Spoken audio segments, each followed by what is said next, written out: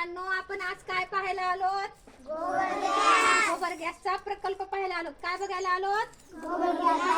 हा, हे आपल्या क्षेत्र भेटीमध्ये आहे. तर गोबर गॅस पासून गॅस कसा तयार करतात आता आपल्याला आशाबाई सुभाष डांगे ह्या सांगतील, आपल्याला प्रात्यक्षिक करून दाखवतील त्यांनी. हा की शेणापासून कसं त्यांनी गॅस तयार करतात, कसं शेण पातळ करतात त्यांनी आता दाखवतात. आजी हा दाखवा. मुलांनो, व्यवस्थित पाहायचे तुम्ही. मी तुम्हाला याच्यावर प्रश्न विचारणार आहे, लक्ष देऊन पाहायचं. सर्व मुलं अलीकडे येणार किशोर. शेण टाकते. हा, शेण असं पातळ करणार तुम्ही.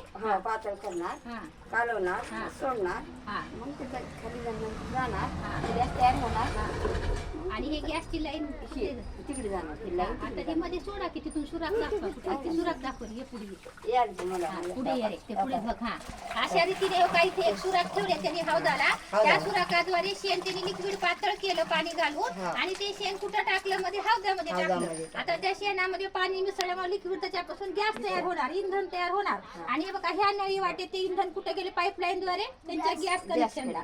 त्यांचा स्वयंपाक, दररोजचा चहा पाणी, भाजी भाकरी सर्व कशावर होत आहे? गॅसवर. त्याच्यामुळे LPG चा गॅस वाचला, लाईट वाचली, आणि आपल्याला कोणत्याही वेळी दिवसा रात्री सकाळी संध्याकाळी एनी टाइम गॅस उपलब्ध झाला. पैशाची बचत झाली. हे केव्हापासून चालू आहे तुमच्या घरी? आमच्या आता बघा बाळूच्या आमच्या त्या मुलाचा जन्म किती वर्ष झालं? 32 झाले. बघा, 32 वर्षापासून आजी हा प्रकल्प चालवतात, आणि त्यांचं कौतुक करणं इतकं थोडं आहे. सगळ्यांनी त्यांचं क्लॅप करा. आलं का लक्षात? सगळ्यांना प्रकल्प लक्षात आला? कशाचा आहे हा? गोबर गॅस. कशापासून तयार करतात? हा शेणापासून. गाईच्या, म्हशीच्या, बैलाच्या शेणापासून. लक्षात आलं का? आता आजीने तुम्हाला प्रात्यक्षिक करून दाखवलं. दिसलं का? जर तुम्ही सर्वजण माहिती लिहून आणणार का? हा, ठीक आहे. चला, आजीला थँक्यू म्हणा. चला चला.